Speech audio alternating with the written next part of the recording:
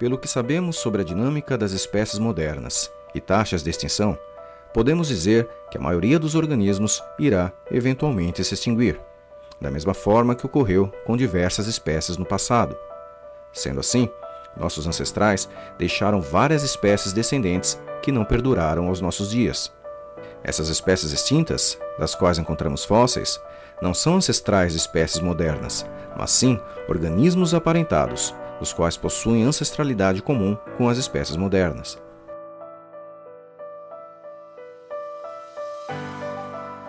As rochas mais antigas da Terra têm cerca de 4 bilhões de anos e não mostram nenhum sinal de que havia vida nesta época.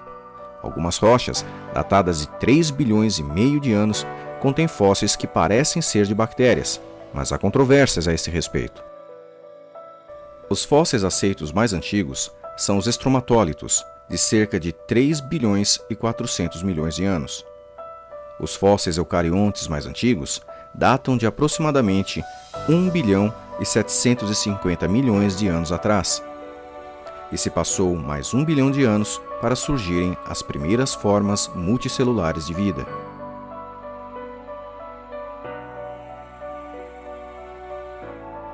Nos fósseis de 580 milhões de anos, encontramos evidências de animais com formas de pequenas esponjas, anêmonas e de águas vivas.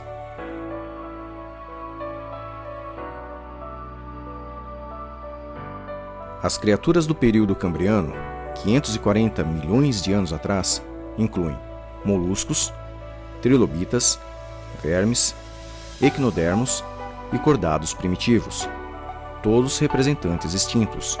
Nos próximos 200 milhões de anos, nós encontramos insetos e peixes com mandíbulas, mas nenhum anfíbio, nenhum réptil, nenhuma ave ou mamífero. É desse período os fósseis encontrados de samambaias e de gimnospermas, mas ainda nenhuma planta com flor. As angiospermas viriam muito depois.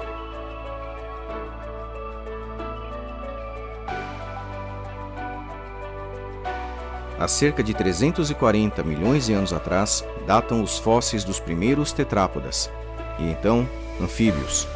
Os primeiros pequenos répteis datam de 300 milhões de anos atrás, todos extintos.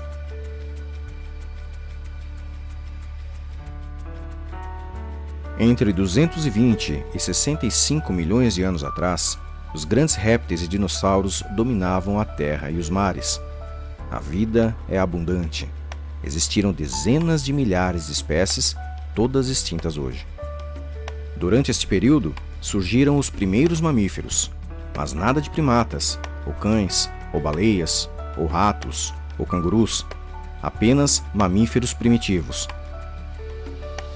Entre os fósseis de 65 milhões de anos, temos aves e florestas de angiospermas, e também grandes animais parecidos com os mamíferos modernos, como os mamutes, as preguiças gigantes e os felinos dentes de sabre, todos extintos. A macroevolução é evidenciada por uma abundância de fósseis encontrados. Espécies se vão e outras surgem.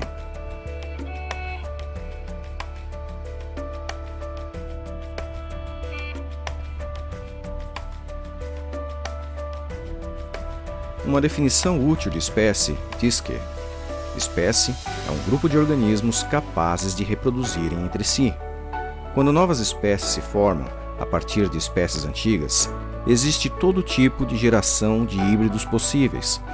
Existem diversos casos de espécies diferentes, as quais, em circunstâncias incomuns, se acasalam, gerando híbridos. Um exemplo é o corvo do oeste europeu e o corvo cinzento asiático. Existem áreas nas quais estas espécies se encontram e eventualmente se acasalam, gerando híbridos. Outro exemplo é dado pelas diferentes espécies de peixes sugadores do Rio Plate, que eventualmente se acasalam e geram híbridos.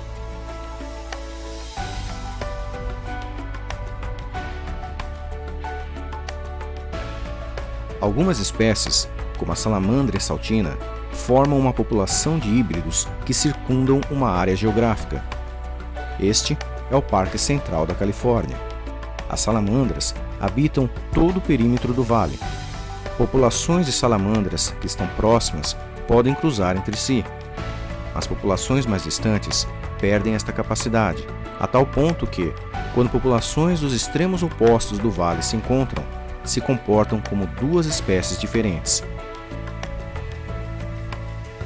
Estas salamandras constituem um bom exemplo de novas espécies sendo formadas gradualmente, com o acúmulo de mutações em diferentes populações mais ou menos isoladas geograficamente.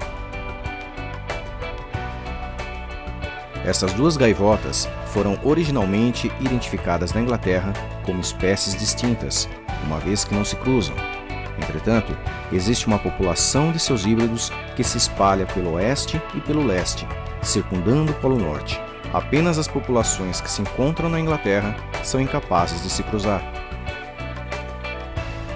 Várias outras espécies podem se cruzar produzindo híbridos, como leões e tigres, e cavalos e burros, mas, nesses casos, os híbridos são estéreis. A árvore evolutiva está repleta de eventos de especiação.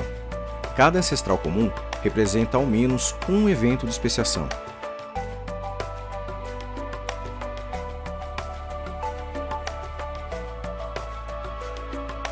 A partir do estudo dos fósseis e da medição das taxas de mutação, estimamos que o tempo necessário para que uma população se isole reprodutivamente de forma natural é de cerca de 3 milhões de anos.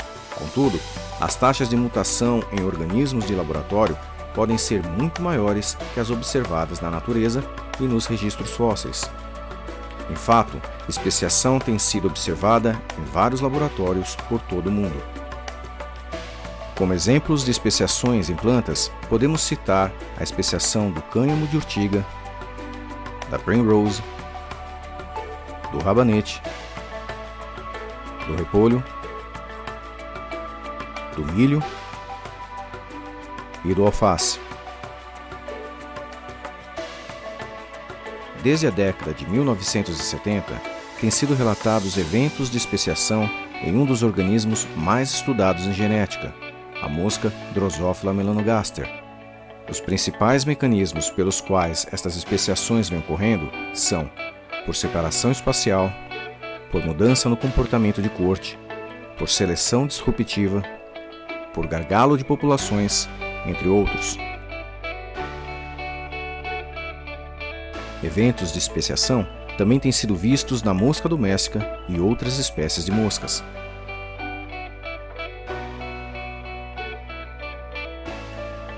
Besouros, vermes e mosquitos podem também ser citados como grupos nos quais tem se visto eventos de especiação.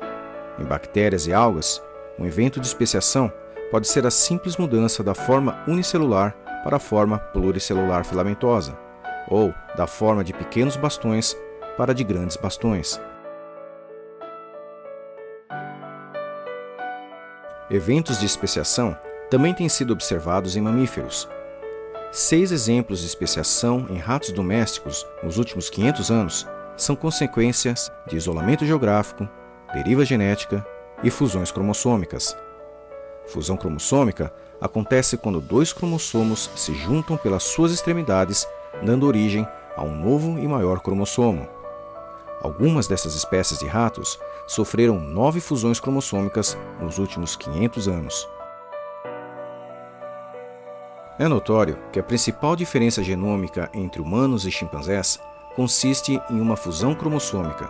O cromossomo 2 humano é o resultado da fusão entre 2 cromossomos ancestrais, ainda encontrados individualizados em chimpanzés e outros primatas.